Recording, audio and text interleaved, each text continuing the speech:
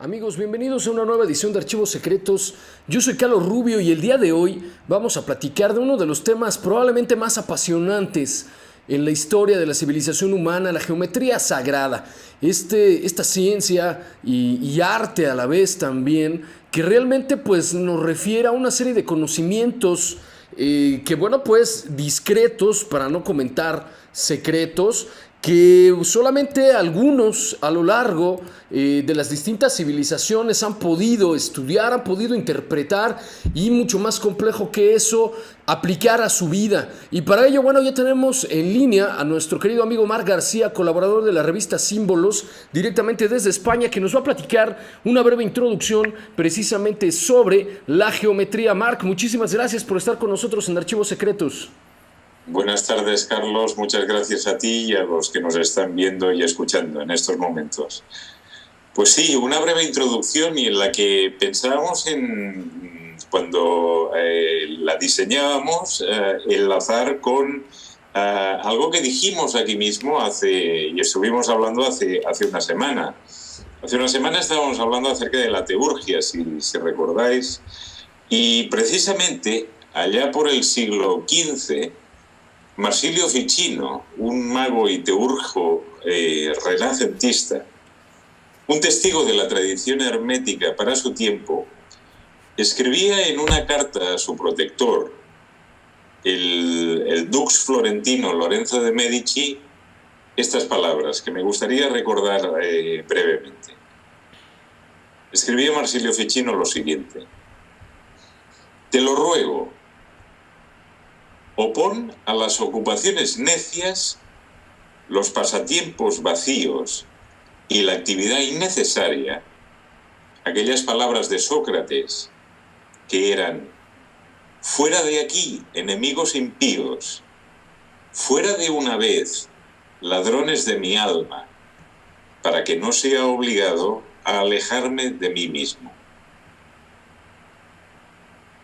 Todo ello te sustrae de ti mismo gradualmente y conduce a la cautividad al hombre nacido para gobernar.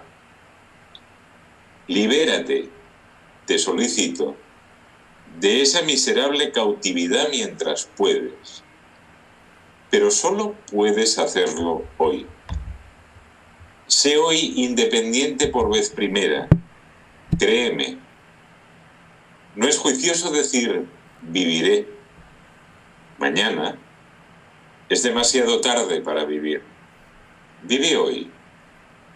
Lo que te pido, Lorenzo, es fácil. Emplear justa y útilmente una hora de tiempo no es difícil. Dedica una hora cada día, te lo ruego, a alimentar la inteligencia con los estudios liberales y vive ese tiempo de manera provechosa para ti. Esto es lo que escribía Marsilio Ficino hace más de 500 años. Y eso es lo que vamos a intentar hacer hoy nuevamente, hablando de una de las 7 artes liberales. Unas artes que representaron la columna vertebral de la cultura de Occidente en toda la Edad Media y que aún sigue representándola más veladamente. Unas artes de las que el sabio rey Alfonso X decía que quieren totalmente libre de todo otro cuidado y estorbo al que desea aprender. Es decir, que requieren una plena dedicación a su estudio e investigación. El arte del que vamos a hablar hoy es la geometría sagrada. De ella se dice que está patrocinada por el dios Júpiter, el regente del Olimpo y el demiurgo universal, el creador del universo.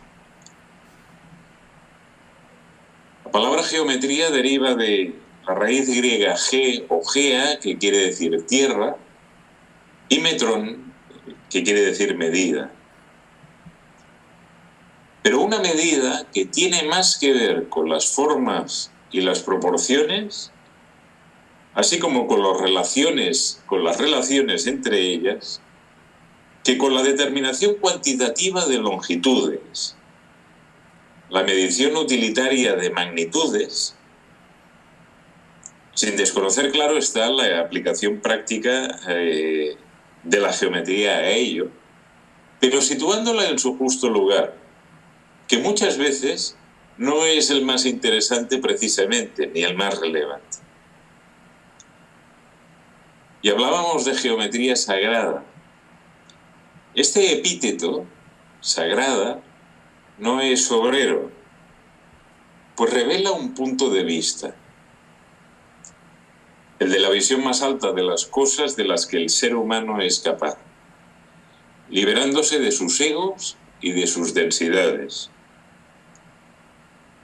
El de la contemplación de todo lo manifestado y de cómo todo lo manifestado está indisolublemente unido entre sí y con su principio.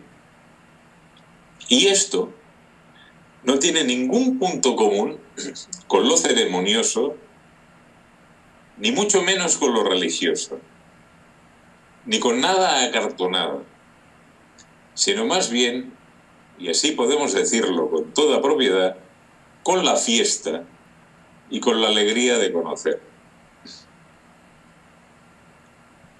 La geometría sagrada, si tiene que ver con algo, es sobre todo con un gesto,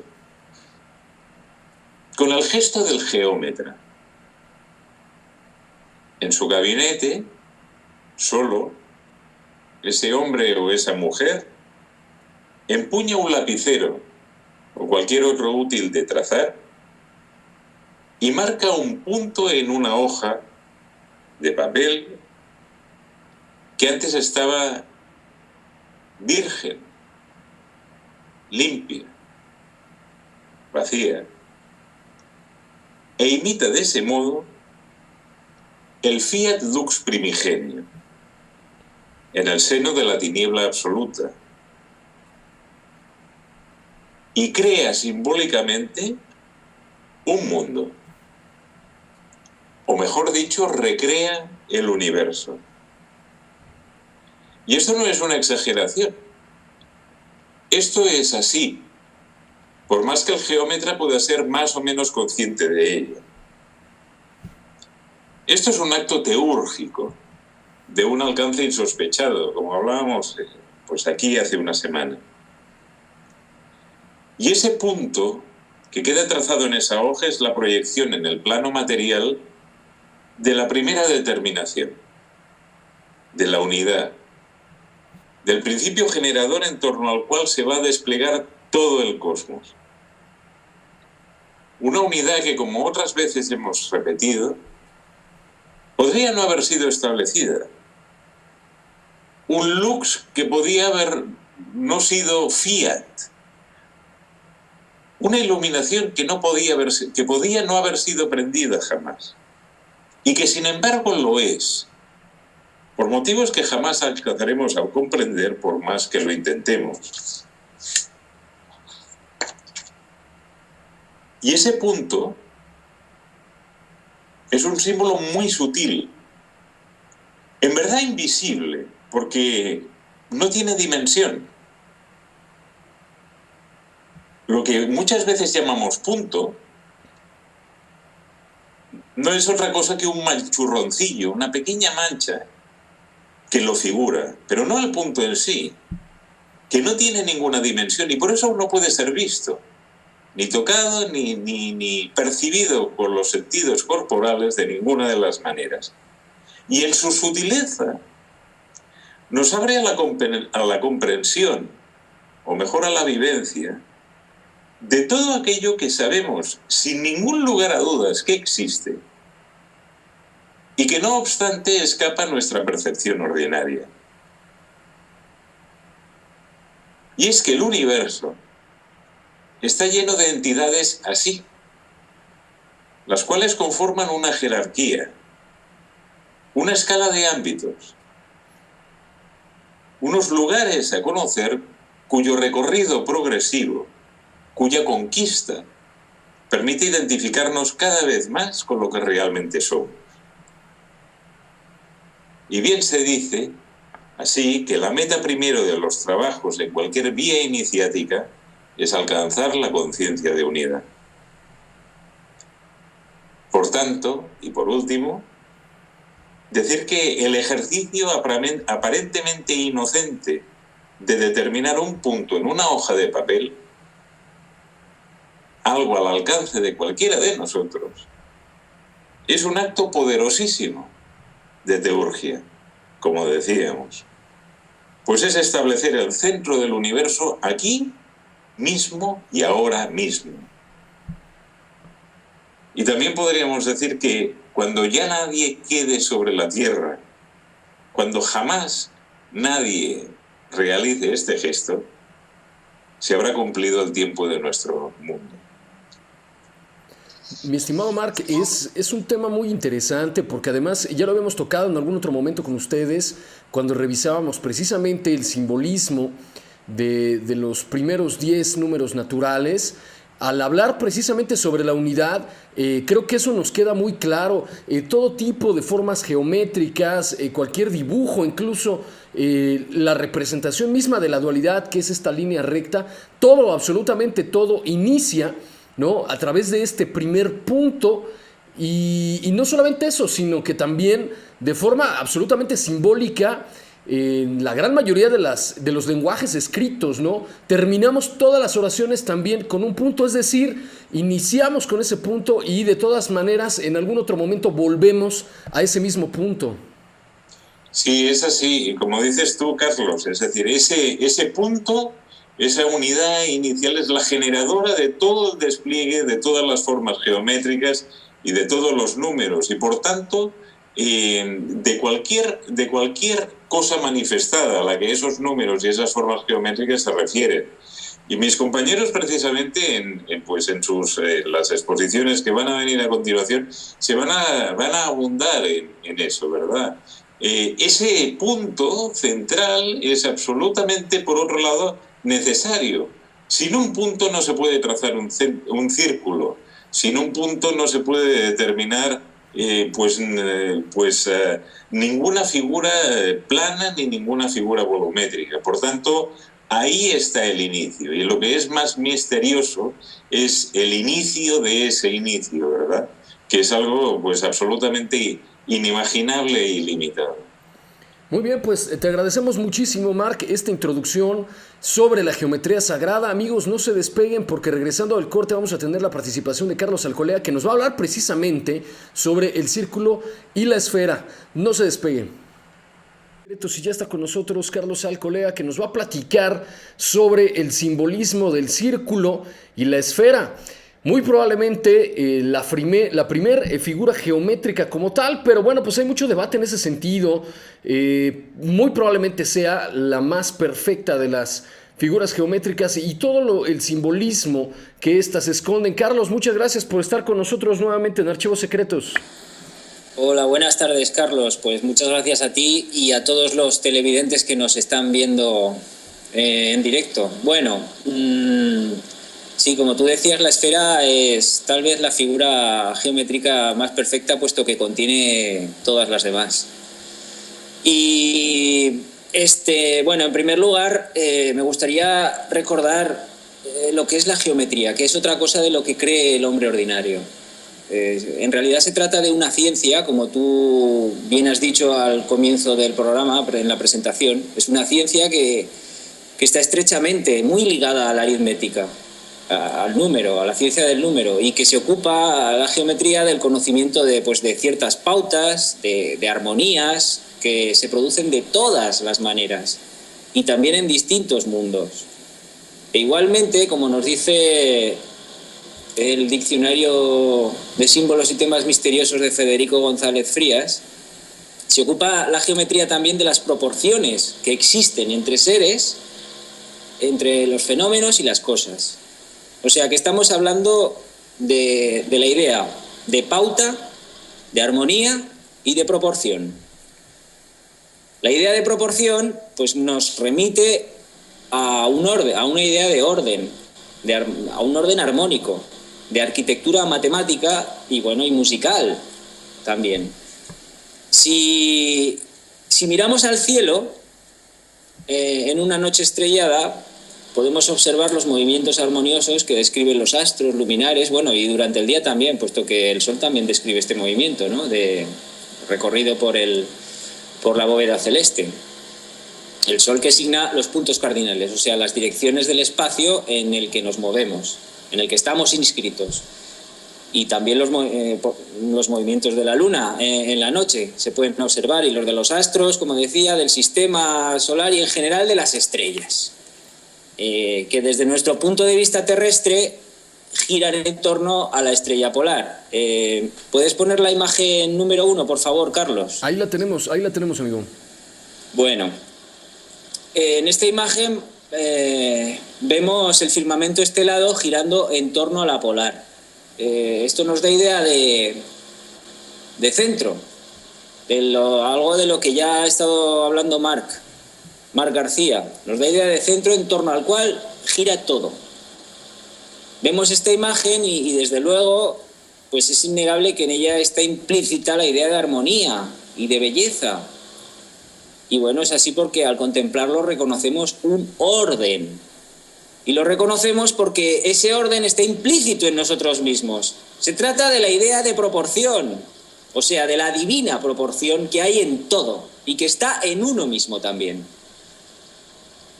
En esta imagen que estamos viendo ahora de la polar, en torno a la cual giran todas las estrellas, vemos algo en esta imagen como que nos atrae poderosamente, ¿verdad? Bueno, como digo, la idea de que todo gira proporcionadamente en torno a un centro. Se dan constantes revoluciones en torno al centro que permanece inmutable. Esto es una imagen, digamos, la inmutabilidad de lo eterno, de la eternidad. Y en el hombre mismo está implícita esta idea de proporción. ¿Puedes poner la imagen número 2, por favor, Carlos? Si eres tan amable. En esta imagen, atribuida a Vitruvio, es el llamado hombre de Vitruvio, vemos aquí el hombre es un microcosmos, análogo al macrocosmos, o sea, al ser universal. Vemos en la imagen como el hombre inscrito en una circunferencia, con sus extremidades desplegadas, está formando una estrella de 5 puntas, cuyo centro coincide con el ombligo del hombre, de esta figura, lo que es una representación del ónfalos, el centro del mundo. Y esta imagen de un hombre inscrito en una circunferencia, que en lo volumétrico podemos visualizarla como una esfera, pues está simbolizando que el hombre es el centro mismo de la creación y también es la periferia, conforma la periferia, lo cual está representado, como vemos en la imagen, por el despliegue de sus extremidades. O sea, que el hombre es todo, es el centro, es el eje en torno al cual se despliega la esfera, el mundo. El autor de esta imagen nos está mostrando la idea de proporción implícita en el ser humano. Como vemos, pues aquí se nos está hablando de algo oculto y no obstante aparente. El número que caracteriza al hombre es el 5. 5 dedos tiene el ser humano en sus manos y en sus pies, 5 sentidos, etc. Y esto, además de que está haciendo una estrella de 5 puntas con sus extremidades. Esto nos está señalando ciertas cualidades inherentes al hombre, relacionadas con la idea de número y proporción. ¿Puedes poner la imagen número 3, por favor? La llamada sección áurea o divina proporción, que conocemos por intermedio de Euclides, es imprescindible para construir un pentágono regular. Un pentágono es una figura que tiene cinco ángulos. El pentágono nos está determinando la idea de hasta qué punto el hombre es en sí, bueno, la estrella, digo, esta de 5 puntas, es en sí la viva imagen de la divina proporción. El hombre está hecho, se nos dice, según número, peso y medida. Y en un pentágono, la unión de sus vértices discontinuos produce la estrella, la que acabamos de ver, la estrella o pentalfa, que a su vez contiene otro pentágono en el que hay otra estrella, en cuyo centro se haya definido otro pentágono, etc. Esto nos da idea de mundos dentro de mundos, invertidos los unos con respecto a los otros. O sea, el hombre visto como un todo. ¿Puedes poner la imagen número 4, por favor? En esta imagen vamos a ver la figura volumétrica del dodecaedro. Luca Pacioli, que es un matemático renacentista, dice que el dodecaedro, o cuerpo de 12 pentágonos, seguimos con el pentágono aquí, es la figura formal que representa la idea del cielo mismo, es decir, de la quinta esencia. El Diccionario de Símbolos y Temas Misteriosos de Federico González Frías nos dice en la entrada dodecaedro, en la definición dodecaedro, que es la más perfecta de las figuras geométricas, puesto que es la única que puede contenerlas a todas en sí misma. Sus caras son pentágonos regulares. Bueno, como se sabe, la bóveda celeste se la representa circularmente. La rueda zodiacal es un ejemplo de ello. Está dividida en 12 segmentos que corresponden a cada uno de los 12 signos zodiacales. Y desde luego que el número 12 es un número que nos está dando idea de ciclo completo. Por ejemplo, el ciclo anual es de 12 meses, como le indica nuestro calendario actual. Así que bueno, no es nada extraño que se represente al cielo como la figura geométrica de un dodecaedro, cuyo cuerpo tiene 12 pentágonos. Bueno, ya dije antes, al hablar de esta figura geométrica del dodecaedro, como representación de la idea del cielo mismo, que se está refiriendo a la idea de quinta esencia. Se dice que la quinta esencia es la fuente de la que emanan los 4 elementos: fuego, aire, agua y tierra.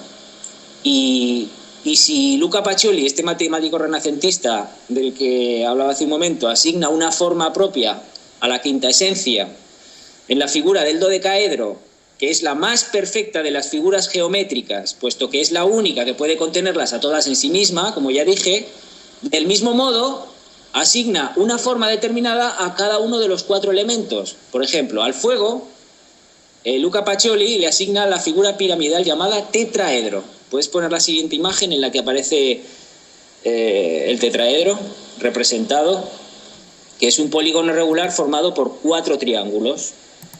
Y piénsese que en esta figura está muy presente el número 3, que son los ángulos de cada uno de los triángulos regulares que conforman el polígono regular, pero también está muy presente el número 4, que es el número de triángulos que conforman la figura completa. ¿Y qué puede querer decir esto? Bueno, pues entre otras cosas, el 4 nos remite a la idea de espacio y de tiempo. 4 puntos cardinales, 4 estaciones tiene el año, lo cual nos da idea de tiempo. Y el 3 nos remite a la idea de proporción entre opuestos, de equilibrio entre contrarios, o sea, 2 extremos que se conjugan en un punto central. En la siguiente imagen, puedes poner la número 6, por favor, vamos a ver el hexaedro o cubo. A la Tierra se le asigna la figura cúbica llamada hexaedro. Es un polígono regular formado por 6 cuadrados. El cuadrado, por ser la figura más estable, se lo vincula con la Tierra, mientras que el círculo, como sabemos, se vincula con el cielo. El cuadrado es una imagen que nos está remitiendo a la idea de estabilidad. ¿Ok? En la siguiente imagen, la número 7, si eres tan amable de ponerla, vamos a ver la figura del octaedro. El octaedro es otro polígono regular, cuya forma representa al elemento aire. Son 8 triángulos unidos que conforman una base cuadrada. El 8 es un número relacionado con el simbolismo del pasaje. En geometría, el simbolismo del pasaje está representado por el ortógono y se lo puede ver pues como intermediario entre el cuadrado, que como hemos dicho es la figura estable vinculada a la Tierra, y el círculo que representa el cielo. O sea que digamos que pues eso, el octaedro está entre la Tierra y el cielo, es la imagen intermediaria asociada al aire. Y por fin tenemos la figura del icosaedro, si eres tan amable de poner la siguiente imagen, la número 8, por favor, que representa al agua. Bueno, Luca Pacioli nos dice, al hilo de lo que comenta sobre estos 5 cuerpos regulares, que no es posible proporcionarlos entre sí, ni se entiende que puedan circunscribirse a la esfera sin la mencionada proporción. Nos estamos refiriendo a la divina proporción, al número, a la sección áurea, al número áureo. La proporción que hay entre la unidad y lo manifestado, entre la unidad y la multiplicidad. Y bueno, hasta aquí la explicación un poco al hilo del círculo y la esfera, desarrollando el tema de la geometría sagrada. Muy bien, Carlos, al respecto de esto que nos está señalando, tenemos algunas preguntas aquí en el foro de tercermilenio.tv sobre si tendrás algún conocimiento acerca de la simbología de la espiral y cómo podríamos relacionar esta secuencia llamada de Fibonacci, si tiene alguna relación con la geometría sagrada. Y tanto que la tiene. Pues estamos hablando, igualmente, esto se refiere a la divina proporción. Al final, pues que todo es uno y que uno es todo, que todo nace de un punto y en el despliegue se desarrollan formas geométricas, entre otras la espiral, etcétera, para volver de nuevo al punto central del que nació, del que se genera todo. Claro. Sí, todo está interrelacionado, desde luego, y esto se comprende por intermedio de la proporción, de la divina proporción, del número áureo, muy relacionado también con la matemática, con la aritmética. Claro, y bueno, volvemos siempre a este mismo elemento del cual hemos hecho referencia ya en bastantes programas con respecto a la unidad, ¿no? A esa representación de lo que pues es incluso se encuentra absolutamente en el todo y por supuesto también en lo inmaterial, ¿no? En lo que no está ahí de alguna manera de ahí partimos y regresamos, tenemos que regresar siempre a esta misma unidad. Efectivamente, así es, de la unidad a la multiplicidad para volver de nuevo a retornar a la unidad. Y esto es una forma de decir, porque en realidad nunca hemos salido de la unidad. No vamos ni venimos a ninguna parte. Vamos, que somos lo que somos y así es la cosa. Muy bien, excelente. Pues muchas gracias, Carlos, por tu participación con respecto al círculo y la esfera. Amigos, no se despeguen. Cuando regresemos tenemos todavía la participación de nuestro amigo Pedro Avío, que nos va a platicar un poquito más sobre la geometría sagrada y precisamente cómo se forman las figuras geométricas. Ya está con nosotros nuestro querido amigo Pedro Avío, que nos va a seguir platicando algunos de los elementos que somos capaces al día de hoy de intentar empezar a entender sobre la geometría sagrada y bueno, pues todo lo que ocultan las figuras geométricas, todo el simbolismo, toda ese cúmulo de conocimientos que está a vista de todos, pero bueno, pues solamente aquellos que están realmente listos para poder entender, para observar, para apreciar, lo van a poder hacer. Pedro, muchas gracias por estar con nosotros en esta tarde. Muchas gracias, Carlos, y a todos los televidentes. Bueno, pues hoy un tema apasionante, la geometría sagrada. Yo concretamente os voy a hablar del desarrollo geométrico y vamos a empezar lanzando una idea, ¿no? Imaginando que el universo entero es una danza, cuyos sentidos solo puede hallarse en los trazados invisibles que ella forma. Entonces la geometría se ocupa del estudio de estos patrones y órdenes armónicos que, lejos de ser estáticos, son reflejos de ideas generadoras. Estos patrones, como ya han comentado mis compañeros, irradian de un centro. En sánscrito se denominan mandalas y se utilizan como soportes para la meditación. Esta parte es muy importante, meditar con ellos. El mandala más puro es el círculo, que incluye al centro y a la circunferencia. Igualmente, los sólidos platónicos, de los que también antes Carlos Alcolea nos ha hablado, también irradian de un centro y también pueden ser vistos como mandalas. En la Academia Platónica, en la Academia de Platón, había una inscripción que decía que nadie entra aquí si no es geómetra.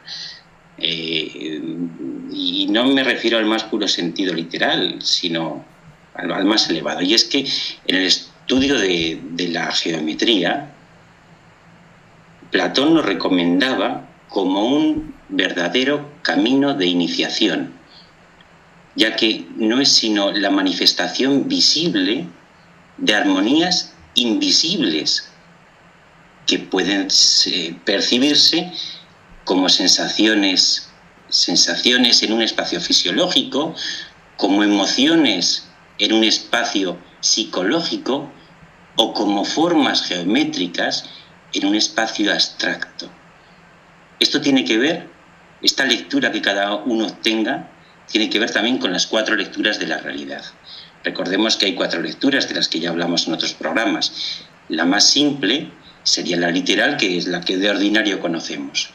Y la más elevada tendría que ver con la metafísica, y que se corresponden obviamente también con los 4 planos del árbol de la vida, cabalístico, y donde la geometría, por su propia naturaleza, correspondería en su aspecto más elevado y del que se fundamenta con las ideas arquetípicas. Y es que la arquitectura de la existencia está determinada por un mundo invisible e inmaterial, compuesto de forma y por ello de geometría. Y existe una armonía que subyace a las múltiples diversidades aparentemente caóticas de este mundo. Por armonía entendemos una ordenada y agradable unión de diversidades. Ya el origen de la palabra armonía lo dice. Armonía viene de armos, que en griego es juntar. Este orden se manifiesta en simples relaciones proporcionales, creando patrones que en su armonía, como vamos a ver dentro de poco, reflejan a la totalidad y dan forma tangible a un orden intangible. Los símbolos geométricos obviamente tienen una relación simbólica precisa además con las cifras matemáticas. A cada número le corresponde exactamente una o más figuras en geometría. Podríamos decir que estas son la representación espacial de las mismas energías que los números también expresan de otra manera. Por ejemplo, el punto geométrico representa aparentemente lo más pequeño, pero sin embargo contiene en potencia a todas las demás figuras geométricas. Sin él, ninguna otra podría tener existencia alguna. Toda figura geométrica nace a partir de un primer punto, como antes indicabas también con ese ejemplo de la frase, ¿no? Toda figura geométrica nace a partir de un primer punto, o sea que este va a generar a todas las demás. Simboliza el origen y el principio único del que derivan los principios universales, y también el destino común al que todos los seres han de retornar. Es la máxima hermética del todo, que está en todo. Aunque el punto ya es una primera afirmación, tenemos una página en blanco y ese punto ya es una primera afirmación, normalmente se lo describe más bien en términos siempre negativos, ya que es lo indivisible, lo inmutable, es decir, el motor inmóvil, que es el padre de todo movimiento y manifestación. En la visión espacial y temporal, como antes hemos comentado también, el punto es adimensional, lo cual por sí nos invita a una reflexión. Al ser el origen, este punto adimensional, de todas las formas geométricas y por tanto de todas las dimensiones. Es lo mismo que ha comentado también antes Mar. Es decir, la meta de los trabajos iniciáticos es alcanzar esta conciencia de unidad. Bueno, de entre todos los símbolos fundamentales, comunes a todos los pueblos tradicionales, el círculo, del que ya hemos comentado, ya hemos hablado, es el más generalizado y el que aparentemente más frecuentemente se encuentra en todas las manifestaciones humanas conocidas. Esto se debe, en efecto, a la misma naturaleza de lo que la forma circular significa, ya que todo en la vida y en el mundo tiende a realizar este movimiento, presente tanto en las expresiones naturales como en las humanas. De hecho, una recta, hablábamos antes del punto, pues una recta o sucesión de puntos que progrede indefinidamente describirá un movimiento circular que la curvatura del espacio haría regresar a su punto de origen. No hay circunferencia sin un punto interior que la genere, eso es obvio. De ella va a extraer su forma de un centro que existía previamente. Y conjuntamente punto y circunferencia conforman la idea de circularidad. Este punto original es el que emana su energía a todos los puntos de la circunferencia, que son un reflejo de su potencialidad en un plano definido y limitado. Consiste, por tanto, en el acto de conocerse a sí mismo, produciendo una aparente polarización: el sujeto que conoce, principio activo, y el objeto conocido, principio pasivo. Desde el punto de vista del ser manifestado, sin embargo, desde el punto de vista del ser manifestado, esta dualidad está presente en toda la creación. También antes nos hablaba Carlos de ello, ¿no? En vida y muerte, luz, oscuridad, macho y hembra. Es decir, se encuentra esta dualidad en el génesis mismo del acto creacional. Y a partir de allí toda la manifestación necesariamente es sexuada. Pero sin embargo, desde la perspectiva de la unidad, esta polarización o dualidad no existe, pues lo activo y lo pasivo, el yang y el yin en el Extremo Oriente, contienen una energía común, el Tao, que los neutraliza, complementa, que los une, los sintetiza. Entonces, para que la dualidad se produzca, ha de haber siempre un punto central del que nazca esa polarización. En geometría, esto se corresponde, una imagen nítida de ello es el triángulo equilátero, símbolo de la trinidad de principios, y representa a la unidad en tanto que ella conjuga a todo par de opuestos. Esto lo hemos visto en anteriores programas en las 3 columnas del árbol y sus triadas, en los 3 principios de la alquimia. Es la ley ternaria presente en toda la creación. Los colores primarios, por ejemplo, de cuya combinación van a nacer todos los demás. Las 3 caras del tiempo, pasado, presente, futuro. En fin, hay un montón de ejemplos. Este triángulo puede igualmente transponerse a los conceptos de creación, conservación y destrucción o transformación también, presente en todas las cosmogonías tradicionales, y es muy conocida la Trimurti de la tradición hindú, manifestada por Brahma, Vishnu y Shiva. También en el símbolo de la rueda encontramos esta trinidad de principios.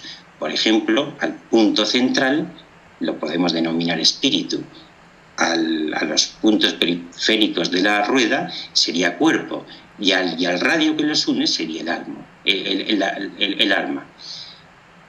Es como si fuese un pantáculo, un pequeño todo, que manifiesta, que ubica al hombre en la creación como intermediario, como vínculo de las energías cósmicas. En la dualidad cielo-tierra, ese tercer elemento, claro, ¿quién es? El hombre verdadero, que los une conjugando así lo material y lo espiritual. De tal manera que en esa dualidad, en este ejemplo, vamos a imaginar otra circunferencia donde el cielo sería el punto central destacado, el hombre sería el hombre sería lo que estaría, digamos que todo su trabajo es recuperar esa conciencia de unidad. Entonces, hablábamos antes de que el punto es indimensionado, es decir, no tiene ninguna dimensión. Sin embargo, la recta ya expresa una primera dimensión y el triángulo es de 2 dimensiones, que configura la primera figura plana. La manifestación tridimensional aparece en geometría al añadir el punto central a la figura del triángulo, naciendo así el poliedro más simple, el tetraedro regular de 4 caras iguales. De hecho, al espacio se lo divide en 4 puntos cardinales, como antes comentábamos, que van a ordenar toda la medida de la Tierra. Y antes también comentaban mis compañeros, geometría es geo, que es tierra, más metría, que es medida, ¿no? E igualmente a toda la medida de la Tierra y todo ciclo temporal, que siempre se puede subdividir en 4 fases o estaciones. El símbolo es símbolo, por tanto, de la forma cuatripartita en que se produce toda la manifestación. También recordamos en este punto la ley de la tetrarquis, ¿no?, pitagórica, donde 4 se puede dividir por algoritmo Sofía en 1 más 2 más 3 más 4, cuya suma es 10, donde 1 más 0 es igual a 1. Es decir, el 4 nos está, de nuevo, siempre todas las formas geométricas nos van a recordar, nos van a llevar, son reflejo de esa conciencia de unidad. Y aquí en el 4 lo vemos muy claramente. La representación estática del cuaternario es el cuadrado y su aspecto dinámico está expresado en el símbolo universal de la cruz. La cruz, pues, es el símbolo del número 4 en su aspecto generativo, el cual recibe su energía original de la quinta esencia central de la que nos hablaba Carlos, del punto que es el origen de la irradiación y al que, como insistimos, se ha de volver necesariamente. Cuando esta unidad se hace patente en el centro del cuadrado, imaginemos un cuadrado con su punto central destacado, o en el centro de la cruz, que es más fácil, nos referimos a esa quinta esencia también de la que hablábamos antes, el éter, el quinto elemento que contiene y sintetiza a los otros 4 y que simboliza el vacío, la realidad espiritual que penetra en cada ser, uniendo todo dentro de sí. Es también el símbolo tan conocido de la pirámide de base cuadrada, donde ese punto central se coloca en su vértice, mostrando así que esa unidad se encuentra en otro nivel, al que confluye el cuaternario de la manifestación. En el plano está también representado con el pentágono y se relaciona con el hombre o microcosmos, ya que éste tiene 5 sentidos, 5 dedos en las manos, 5 extremidades. Bueno, puede verse también en esa figura que ha puesto Carlos del hombre de Vitruvio de Leonardo da Vinci, ¿no?, pero que todos nos imaginamos.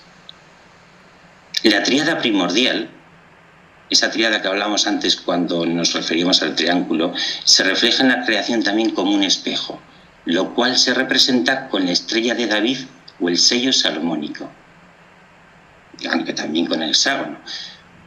Entonces, por ejemplo, si uno se imagina el sello salomónico, que es también símbolo de la analogía, ve 2 triángulos invertidos, de tal manera que podemos hacer pues muchos juegos con ello, ¿no? Por ejemplo, si antes hablábamos de los 3 colores primarios, azul, amarillo y rojo, si los colocamos en uno de los triángulos, en el otro podemos poner también los secundarios verde, naranja y violeta, ¿no? Entonces, y juntos conforman el arco iris. Bueno, hay muchos juegos que hacer con este número 6, con el número 6. En geometría espacial, sin embargo, estaríamos hablando del cubo. Sería la representación del escenario, ya que tiene 6 caras, como se observa en el símbolo del dado, que es un símbolo sagrado. De repente, simplemente la observación de un dado puede decirnos muchísimas cosas, ¿no?, de las cuales, si nos fijamos, al contemplar ese pequeño cubo, 3 caras son siempre visibles y otras 3 son invisibles. La esfera sería una representación. La esfera, como el círculo, simbolizaría el cielo y el cubo, como el cuadrado, a la tierra. Por otra parte, si ponemos las caras del cubo en el plano, se produce el símbolo de la cruz cristiana, si hacemos ese desarrollo. Otro modo de la representación geométrica es por medio de la cruz tridimensional de 6 brazos, que va a marcar las 6 direcciones del espacio, es decir, arriba, abajo, adelante, atrás, derecha, izquierda. El 7 en geometría sería el septenario y puede representarse con el heptágono y la estrella de 7 puntas. Pero sobre todo cuando se agrega a las figuras que representan el 6 el punto central, unidad primordial. Por ejemplo, observemos un cubo donde, si en el dado que hablábamos antes, hay un pequeño juego, que si miramos las dos caras opuestas siempre van a sumar 7, ¿no? Bueno, se dice que este número se produce por la suma de los 3 principios más los 4 elementos, a los que podemos vincular también con las artes liberales de la tradición hermética, constituidas por el trivium y el quadrivium, es decir, gramática, lógica y retórica, y matemática, geometría, música y astronomía. Bueno, vamos justito de tiempo, así que voy a resumir un poquito lo que nos queda. Hablábamos también del círculo como símbolo del cielo y del cuadrado como de la tierra. Pues el octógono viene a ser la figura intermediaria entre uno y otro, a través de la cual se logra la cuadratura del círculo o la circulatura del cuadrado. Es decir, nos habla de la unión indivisible del espíritu y la materia. Es símbolo de la muerte iniciática, del pasaje de un mundo a otro. Después, el 9, vamos a considerarlo como un número circular, ya que es el único que tiene la particularidad de que todos sus múltiplos se reducen finalmente al mismo. Este número es el cuadrado de 3 y se representa en geometría por la circunferencia y se le asigna 360 grados, donde vemos que 3 más 6 más 0 da 9 y se subdivide en 2 partes de 180, 1 más 8 da 9 y así hagamos las divisiones que hagamos. Sin embargo, la circunferencia no podría tener existencia alguna si no fuera por el punto central del que hablábamos inicialmente, del cual sus indefinidos puntos periféricos no son sino los múltiples reflejos ilusorios de a que este punto central da lugar. Por último, diremos si a la circunferencia su centro, si añadimos a la circunferencia su centro, vamos a obtener el círculo, es decir, 9 más 1 es igual a 10, con el que vamos a cerrar el ciclo de los números naturales. Y bueno, ya veo que nos queda un minuto, así que casi dejarlo aquí, pero como veis, constantemente estamos hablando del centro. Todas estas figuras no es sino un símbolo de ello. Bueno, pues muchísimas gracias, Pedro. Amigos, desafortunadamente se nos terminó el tiempo. Yo los veo el próximo lunes en punto a las 15 horas con más en Archivos Secretos.